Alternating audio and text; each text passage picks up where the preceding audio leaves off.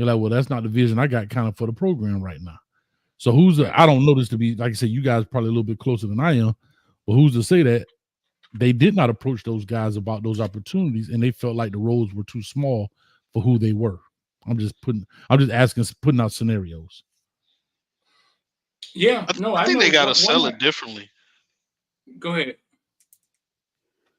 No, I was just gonna say I think they got to sell the roles differently because the end goal is we look at what's going on with every single time Miami has a coaching turnover, we can't find nobody, or we don't find guys who really are in tune with, because Miami has a certain type of culture, and if you get that hire wrong, you end up wasting 5 years on something that is, I mean, look at us now. We've been in the same space for 20 years.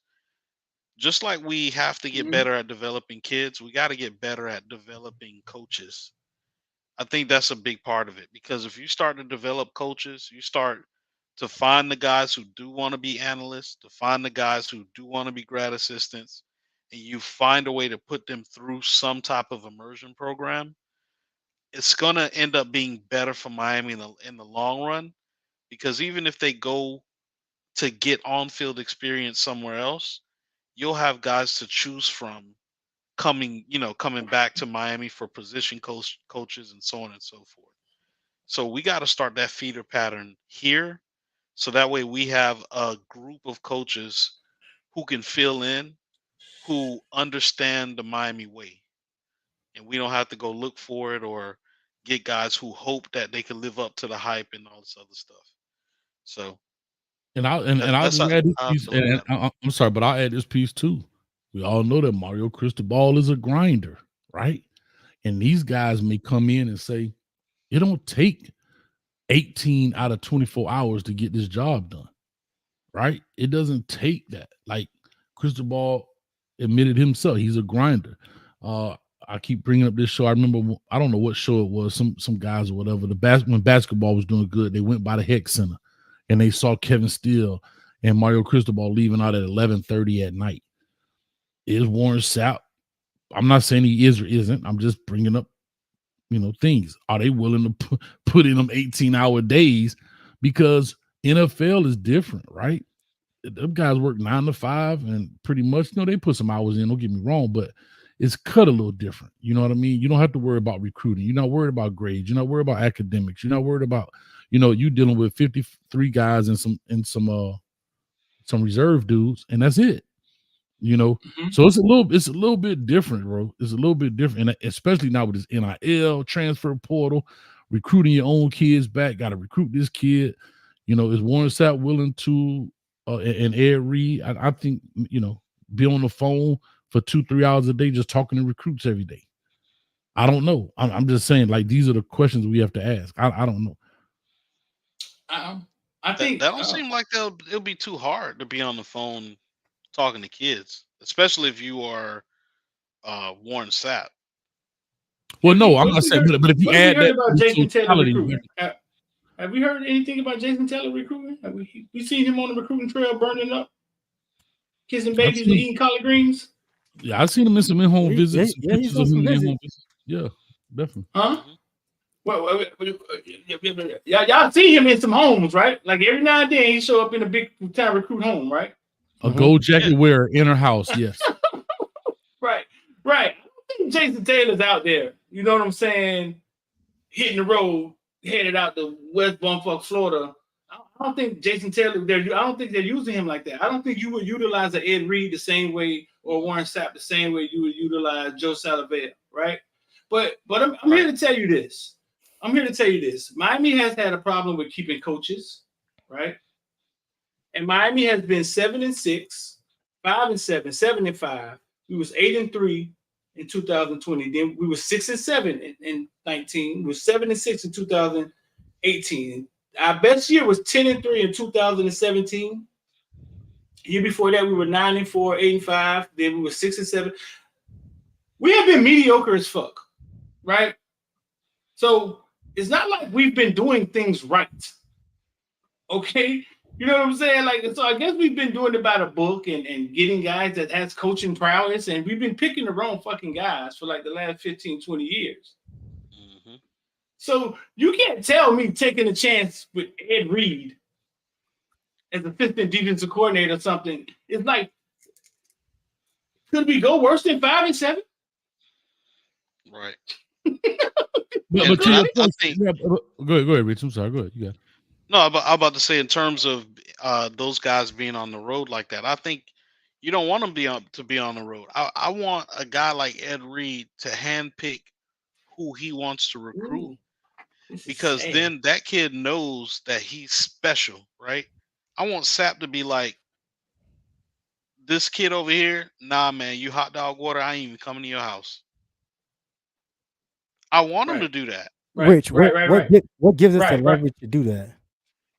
Like what do we put on because the field No, that gives us the leverage to do you that? you have a Sapp, gold jacket Sapp, no, telling you, yeah. Mhm. right? I'm I missing think something. Sapp could. I think Jason Sapp Taylor could got do it. his jacket revoked. It's a game within a game. I think Sapp could Right. do it. I don't know. I haven't heard anything about Jason Taylor and recruiting. Like, I haven't heard any Jason Taylor stuff. I don't know. I know. Okay, Talking to Jason Taylor is just get on the phone with Jason Taylor. Jason Taylor has to be your friend, and he has to tweet about you, and it holds weight. You know what I'm saying? He doesn't have to Right. do much. So What I'm a saying is- Sapp what that's I'm a saying bigger is- brand than Jason Taylor, I think, or Ed Reed. I'm just saying it's almost like being at war, right? And you got some big guns, you got some tanks, and you just like, nah, man, we're not gonna use them tanks. We won't use them tanks because sometimes they're a little inaccurate. Or I don't know, sometimes they kill too many people. I don't know. But it's just like not using all your weapons, even if you created like a coaching marketing division or some shit. Mhm. And those guys become the image of, and they're just walking around UM campus fucking around with Graham when he comes, Jimmy Graham when he comes back to fucking work out or something, right? You know what I'm saying? Like showing that. Right. But I just think it's something that we have. Bro, listen, I heard Ed Reed is the nicest person in the world to get along with. Mm-hmm. I was told if you can't get along with Ed Reed, it's you. No, you know, it's funny you say that, Street. I've heard the same thing, right? Yeah. But again, I really believe in my heart of heart, a lot of it is optics. It is. I think a lot of it is optics. I think it's not about. I think what you're saying is right, but a lot of coaches work in this workflow that you have to say, okay, all right, Ed Reed had the whole blow up thing at Bethune-Cookman. Optically, how does that look for Miami? Right. Warren Sapp on a plane snapped on a lady. Yeah, Warren Sapp has had other things out there. You know, I don't want, you know, I can't put the man business out there, but we know what all he's been through optically. Right. What is that like? But then yet we'll take that chance on a Lance Guidry in contrast, right? Or we got enough. Or you know what I'm saying? Everything optically on that coaching staff isn't right. No, I agree, but it's also not as big, it's also not as big as Warren Sapp, Ed Reed. That's the difference, right? Most people would not have heard about Lance Guidry stuff going on, and even when they do, it doesn't hold as much weight as Warren Sapp and Ed Reed. It doesn't carry the same weight, right? Me getting a DUI and Jay-Z getting a DUI. Who gonna make the news? Jay-Z. People get DUIs all day. You know what I'm saying? But it's all on the personality and who you're talking about. And so that's the case right there, in my opinion. You know, you know, it just I think Mario too is quick about protecting the quote unquote brand. Shout out to Tabio. What's up, baby? I think he's big on also being very careful with certain things. And here's another question. Is there a personality conflict between the university and Sapp, or Coach Cristobal and Sapp, or whatever the case may be. I don't think it's one there because Ed Reed was on the staff, but I don't know. It's a lot of unknown questions that you have to just say bigger than, man, why they not on the staff? Sometimes you just make shit work, right? Hayes, I don't heard you say plenty of time. The kid don't have two eyes. He don't understand the goddamn play. One time I had a shorty, he ain't have no. You know, put him on the field and tell him put his hand on the defensive nose tackle. You know what I'm saying? You make it work, right? Yeah, but Right. I had a tape of his face pad. Yeah. I'm with you. But that shorty is not going to be headline news about my program if he doesn't work out. That's the difference. Like, I get where you come from. You're right. Like, I would make it work because it makes. If Warren Sapp gets in trouble, you think they say Warren Sapp, the Miami Hurricane defensive line coach, or do you think they say, it's Warren Sapp? No, right. If he's a part of a program, it's going to always be prefaced with whatever he's tied to. Miami Hurricanes football coach, Hall of Famer Warren Sapp, yada yada yada yada yada. Right. And here's a perfect example. Street. Brian Hartline get a DUI on a 4-wheeler or some shit. Did they say Brian Hartline or did they say Ohio State receiver coach? Yeah. Right. No, Brian Hartline name isn't as big as Warren Sapp. That's what I'm saying. I don't know if they need to refer to Miami Hurricane coach with Warren Sapp. They're going to say Warren Sapp. That's the headline. Of course they do. No, hold on. But the reason they do that, because they want to make sure you know who he's tied to. Even though he's a bigger name and a bigger brand, right now they want to know. Even if something happened now, you know what they're going to say? Former NFL Hall of Famer Warren Sapp. They're going to always tie you to something. Don't we got questionable head coaches out here? Don't we got some head coaches that done some dumb shit? Of course you do. Of course. Listen, I got a question for you, Hayes. Did Mario ever coach high school football? Not that I know of, no. Right. Did he pay his dues? Or he started as a graduate assistant. Yeah, he was a GA at Miami. And then he went up the ranks. He was a fast GA. Track, right? Took a fast track though, right? Yeah, I think when it came down to Garcia at FIU was his fast track. Because I think after that he went to Rutgers. After the GA, I think if I'm not mistaken, he went to Rutgers, and then came back as the head coach at FIU. So yeah, he got the fast track through Garcia at FIU, right? Was never a coordinator or anything like that, and he got the head coach job at FIU. However, it was fast track, but he still paid his dues because he went up the ladder. Now, how fast you go up the ladder is one thing, but you went up the ladder, right? That's the difference.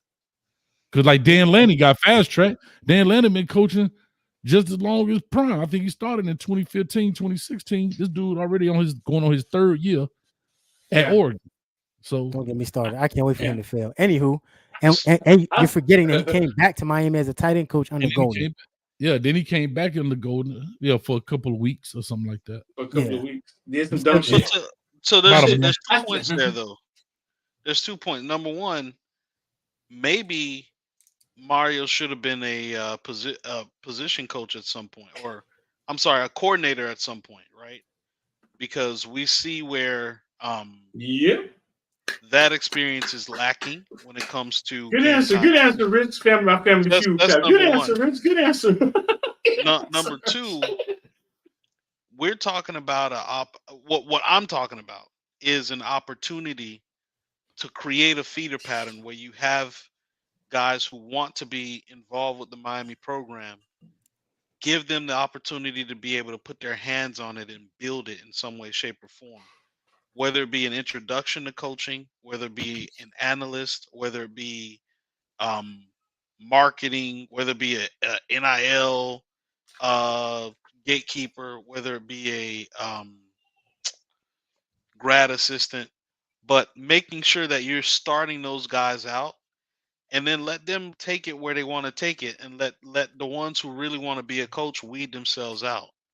Not saying that you got to let everybody in the building, hey, James Jackson, you want to be a coach? Hey, Ed, you want to be a coach? Nah, I'm not saying that.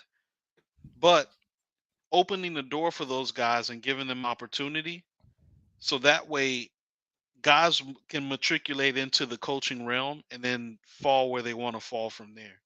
If we do that, we will have more of our type of coaches that we want around the program, as well as in waiting for those jobs that do come up in the future.